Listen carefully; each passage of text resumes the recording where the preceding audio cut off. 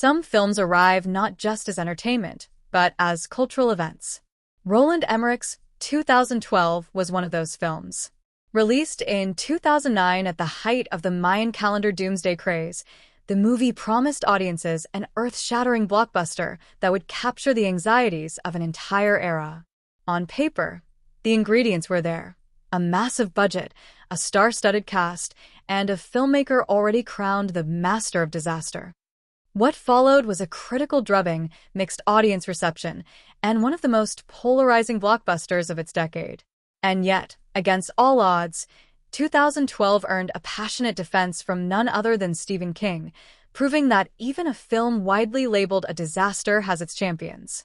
The premise that sold the apocalypse. At its core, 2012 is disaster escapism turned up to 11. The movie capitalizes on the apocalyptic hysteria surrounding the Mayan calendar, depicting solar flares that destabilize Earth's crust and set off a chain reaction of global calamities. Earthquakes rip cities apart, tsunamis swallow entire coastlines, and volcanoes spew destruction. The film narrows this chaos into the journey of Jackson Curtis, John Cusack, a struggling writer and father, whose desperate attempt to save his family collides with the broader governmental scramble for survival. The personal stakes are woven into large-scale destruction, producing a blend of intimate melodrama and globe-spanning spectacle. A box office triumph, a critical punching bag. Despite being savaged by critics, 2012 pulled in a staggering $791 million worldwide, making it the fifth highest-grossing film of 2009. Domestically, it earned a modest $166 million, but international audiences propelled it into blockbuster territory, with countries like China, France, and Japan embracing the spectacle far more than American audiences. Critical reception, however, was brutal.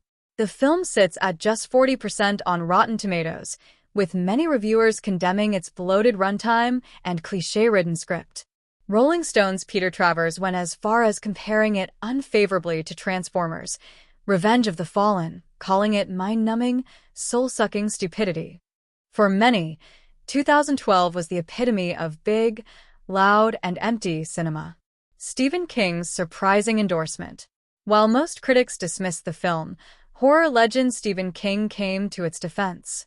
In a New Year's Day column for Entertainment Weekly, King named 2012 one of his top 10 films of the year, alongside heavy hitters like The Hurt Locker and District 9.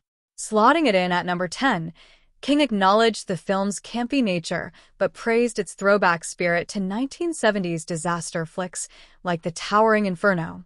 "No film-going diet is complete without some cheese," King wrote, adding that the movie's star power and dazzling effects made it worth the ride.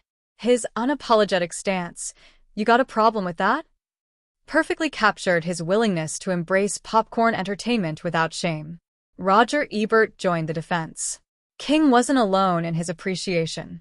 Celebrated critic Roger Ebert gave 2012 a surprising 3.5 out of 4 stars. While admitting Emmerich's reliance on well-worn disaster tropes, Ebert argued that the film delivered exactly what audiences should expect: spectacle, excitement, and value for money. He even called it one of the most satisfactory films of the year, showing that not all critics saw it as cinematic wreckage. Why 2012 endures?